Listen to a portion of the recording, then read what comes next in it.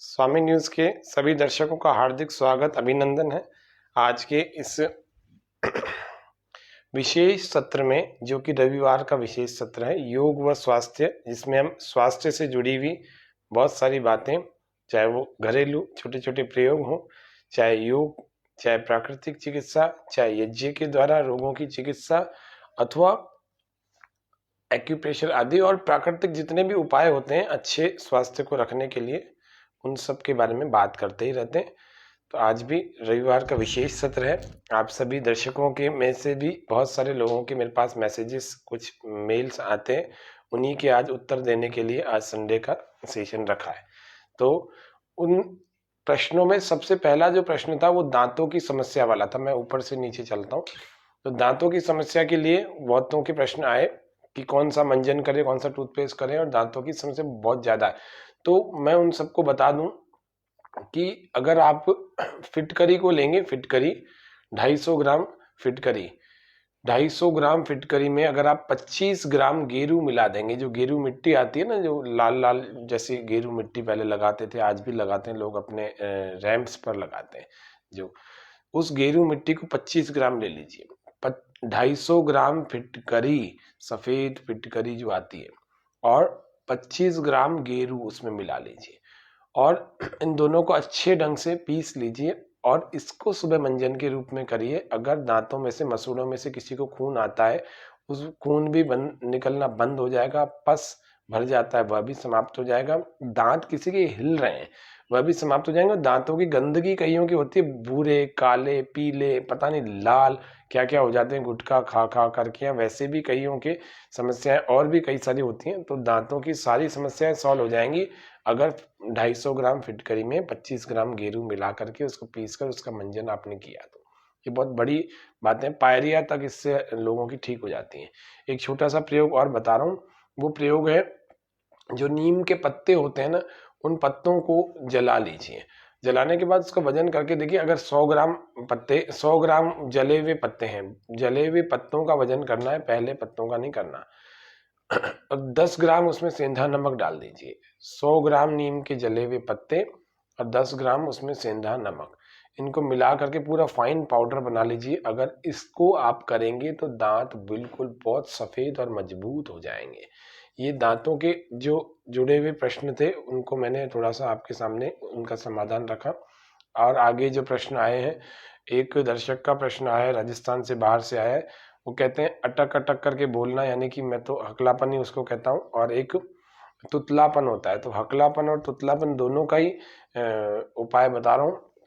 सबसे पहले जो तुतलाते हैं बात करने में, बच्चे हों अथवा बड़े हों, कोई भी हो, उन सब के लिए बता दूं, बहुत सरल प्रयोग है यह भी प्रयोग फिटकरी से जुड़ा हुआ है।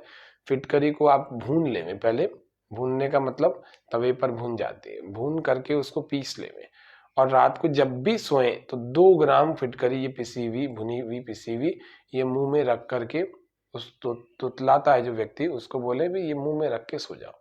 ये इतना सा करना है, 1 महीने तक करना है, तुतलापन बिल्कुल ठीक हो जाएगा, बिल्कुल पूरी तरह से। वैसे तो उज्जाई और मैं आपको सिंहासन बताता ही हूँ, ऐसे तो बताते ही हैं, लेकिन इसके अलावा ये छोटे छोटे घरेलू प्रयोग हैं, ये तो आप आसानी से कर ही सकते हैं। तो ये फिटकरी का प्रयोग है। और भी एक और भी छोटा सा प्रयोग है, वैसे हर व्यक्ति को ये उपलब्ध हो नहीं पाएगा। सत्यानाशी की जड़ होती है, सत्यानाशी का नाम का एक पौधा मिल जाता है। अगर सत्यानाशी का पौधा मिल जाए, उसका दूध उसमें से निकलता है थोड़ा, जैसे आंकड़े में से निकलता है, ऐसे सत्यानाशी में से भी थोड़ा सा दूध निकल जाए, और अगर उस दूध को उसकी जीभ पर लगा दिया जाए, जो व्यक्ति तुतलाता है, केवल थोड़े से दिन लगाना है, 5, 10, 15 दिन बस, उससे ही उसके है ना बिल्कुल साफ साफ आवाज निकलने लग जाती है। ये प्रयोग ज्यादातर बच्चों पर सफल देखा गया है, मैंने ऐसे देखा है। तो ये सत्यानाशी का दूध बड़ा अच्छा उपयोगी होता है बोलने में। जिसको आ, मतलब वो पीला पीला होता है, सत्यानाशी के दूध जो निकलता है वो थोड़ा पीलापन लिए हुए होता है, इसी को सत्यानाशी का दूध कहते हैं। और जो और भी एक छोटा सा प्रयोग, घरों में दालचीनी आपके रहती है, तो दालचीनी को भी मुंह में चूस सकते हैं, इससे भी तुतलापन दूर हो जाता है। ऐसा हमने काफी लोगों पर प्रयोग करवा करवा करके देखा भी है। जिन लोगों को नींद ज्यादा आती है, नींद वाले प्रश्न मेरे पास बहुत सारे आए हैं, 20, 25, 50 तक प्रश्न आए पिछले 3 महीनों से। नींद ज़्यादा आती है, क्या करें? नींद ज़्यादा आती है, सुबह योग कैसे करें? नींद ज़्यादा आती है, किसी को नींद आ ही नहीं रही। तो जिनकी ज़्यादा नींद आ रही है उनको भी 1-2 प्रयोग बता देते हैं, जिनको कम आ रही है या नहीं आ रही है उनको भी एक प्रयोग बता देता हूँ। जिनको ज़्यादा नींद आ रही है वो लोग क्या करना, 6 ग्राम सौंफ ले लेना। मीठे सौंफ नहीं लेना, जो सौंफ आते हैं सब्जी में डालने के लिए उन सौंफ को लेना। तो सौंफ 6 ग्राम लेकर के आपको आधा किलो यानी आधा लीटर पानी में लेना है और तब तक उसको उबालना है, तब जब तक वो आधा पानी न रह जाए, 250 ml न रह जाए, 250 ग्राम न रह जाए। और उसके बाद उतार लेना। फिर उसमें थोड़ा सा नमक मिलाना और 4-5 बार सारे दिन में पी लेना। इसको गर्म पीने की आवश्यकता नहीं है, वैसे ही पीना। फिर बोल रहा हूँ, 6 ग्राम सौंफ, आधा किलो पानी, आधा रह जाए यानी 250 ग्राम रह जाए, तब तक इसको गर्म करना और इसमें थोड़ा सा नमक मिलाना। दिन भर में 4-5 बार पी लेना। इससे ही व्यक्ति का जो अनिद्रा, ये 5-6 दिन ही करना है, ज्यादा दिन नहीं करना। ये जिस व्यक्ति को ज्यादा नींद आ रही है ना, उस ज्यादा नींद वाले के लिए बड़ा उपयोगी, बड़ा जोरदार उपाय बता दिया। ये एक प्रयोग है। और एक जिनको नींद नहीं आ रही है, अनिद्रा या इंसोम्निया की प्रॉब्लम है, उनके लिए कौन सा प्रयोग होता है? उनके लिए भी एक छोटा सा प्रयोग है। वो क्या है? जायफल आपको मिल जाएगा पंसारी की दुकान पर। जावित्री, जायफल, माजूफल, ऐसे बहुत सारी चीजें, गुल गिलो है, ये पंसारी के पास बहुत सारी जड़ी बूटियां रहती है। तो जायफल एक बिल्कुल गोल गोल सुपारी की तरह दिखता है। उसको यदि आप ले आएंगे तो उसको अगर पहले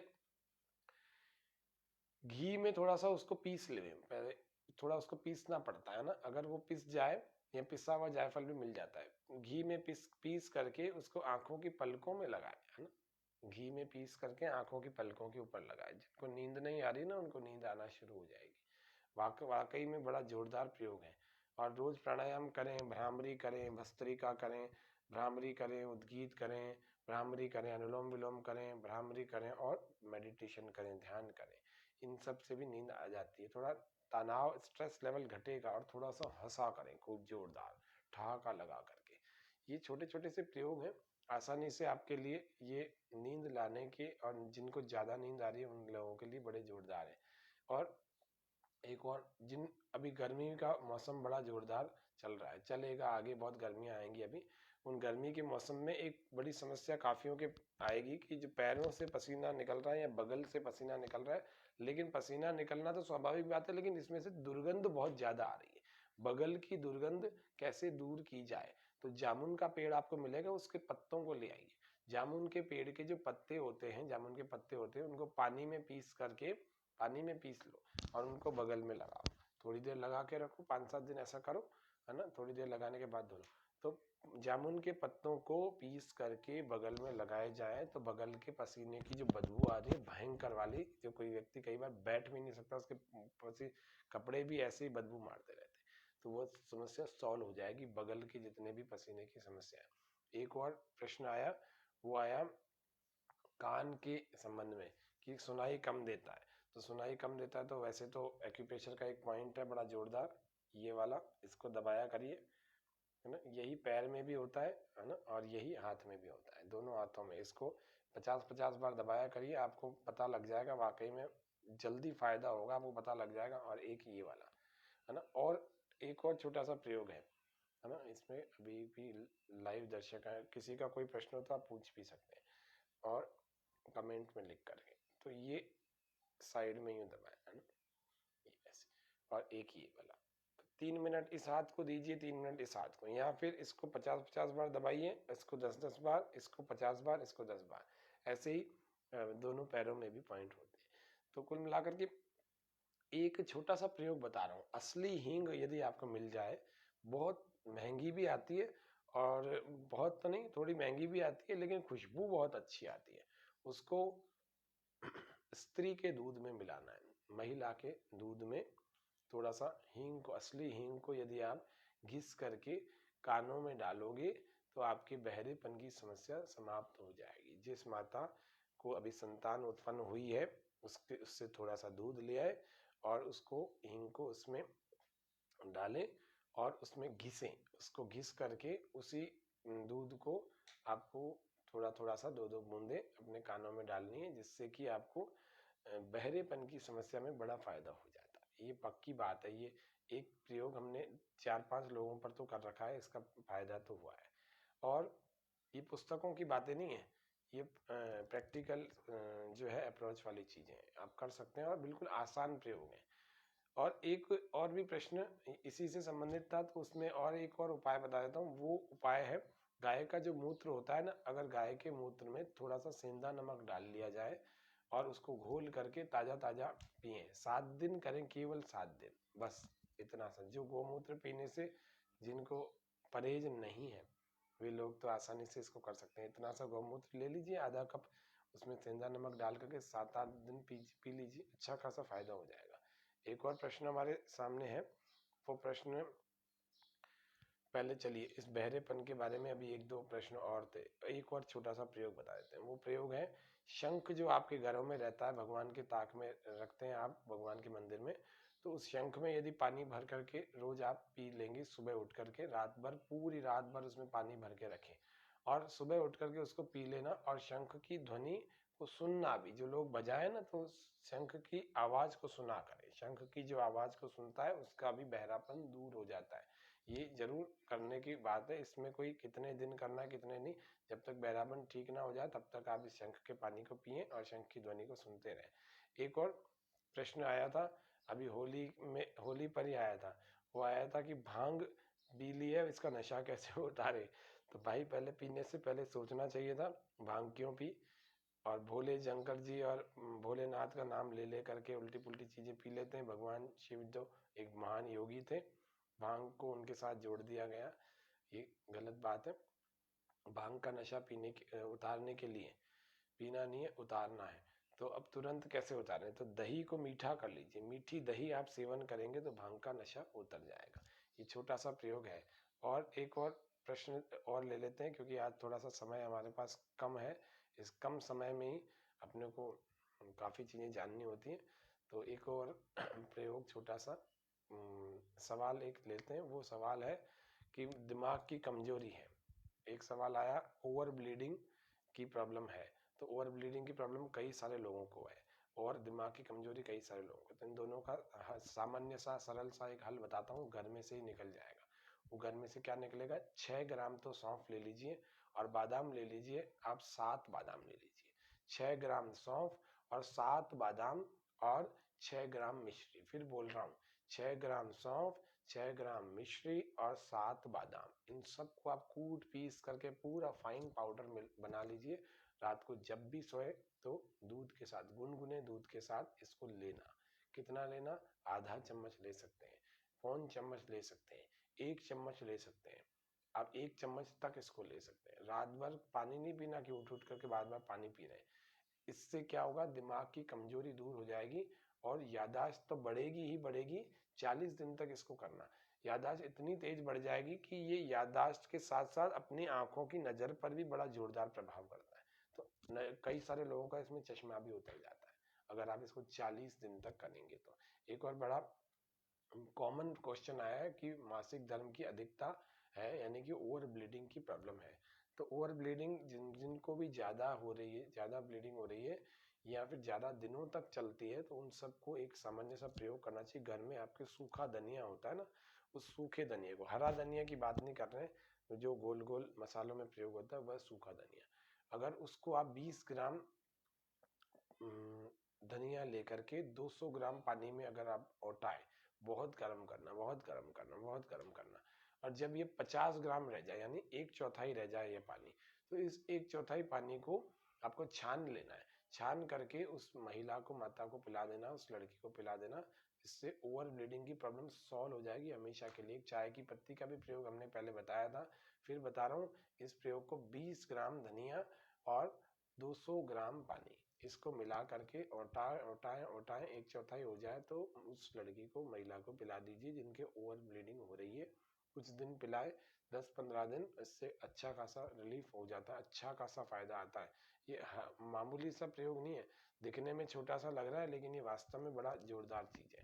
एक मुहासों के लिए, पिंपल्स के लिए आया था कि हम जितने सिंपल रहते हैं उतने ज्यादा पिंपल्स रहते हैं, ये प्रश्न है। ऐसे ऐसे शब्दों में प्रश्न करते हैं जिसमें पहेलियां भी आ जाती है।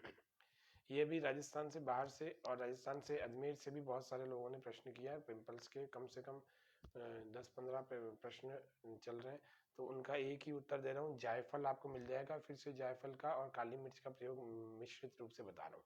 तो जायफल को और काली मिर्च को दोनों को अगर आप घिस करके दूध में घिसें और ना या फिर पीस लें, दोनों को अगर पिस जाते हैं आसानी से तो उनको दूध में मिक्स करके उनका पेस्ट जो है वो आप अपने चेहरे पर लगाएं, तो आपके पिंपल्स की समस्या प्रॉब्लम दूर हो जाएगी। एक छोटा सा प्रयोग बता दिया।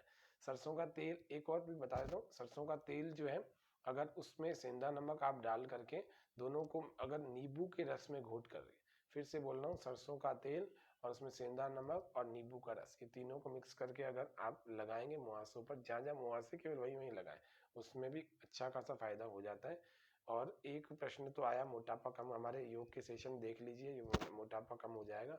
थोड़ा जैसा बता रहे हैं वैसा प्रयोग कीजिए। फिर भी एक छोटा सा प्रयोग आज पूछा है लोगों ने तो बता देता हूँ। छोटा सा प्रयोग वो है कि गिलोय का चूर्ण बाजार में मिल जाएगा, नहीं तो गिलोय सुखा कर रख लीजिए, उसको पीस लीजिए। गिलोय का चूर्ण यदि मिल जाए तो गिलोय का चूर्ण और त्रिफला, ये दोनों चीज़ों को मिला करके पीस लेना और 3-3 ग्राम सुबह और शाम को शहद में जरूर लेना, चाटना। इससे जो एक्स्ट्रा फैट है उनका घट जाएगा। तो ये बड़े अच्छे उपयोगी प्रभाव, बड़े जोरदार अच्छे प्रभाव हैं मोटापे वालों को लिए। फिर से इसी प्रयोग को रिपीट कर देता हूँ। क्या शहद के साथ में आपको त्रिफला त्रिफला को लेना है और एक गिलोय के चूर्ण को लेना है। तो गिलोय का चूर्ण और त्रिफला दोनों को पीस करके 3-3 ग्राम सुबह शाम शहद के साथ मिला करके चाटें। इससे एक्स्ट्रा जिनको फैट है उनको फायदा तो होने वाला है। तो ये थोड़ा सा आज के सत्र को इतना ही रखते हैं। ओम शांति शांति शांति सर्वेभ्यो नमः। रविवार का दिन था इसलिए थोड़ा सा मैंने कोशिश करी आप दर्शकों के कुछ प्रश्नों को लेने की। तो आशा है आप सब लोगों को के भी मन में ऐसे कॉमन क्वेश्चंस तो रहते होंगे, और भी इन समस्याओं से जो जूझ रहे हैं उनको आप इस कार्यक्रम का लिंक भेजें ताकि उनको भी कुछ फायदा हो। निःशुल्क कार्यक्रम है, आपको करना कुछ नहीं है, लिंक शेयर करना होता है। चलिए आज इतना रखते हैं। जय हिंद, जय भारत। कल फिर मिलेंगे। धन्यवाद।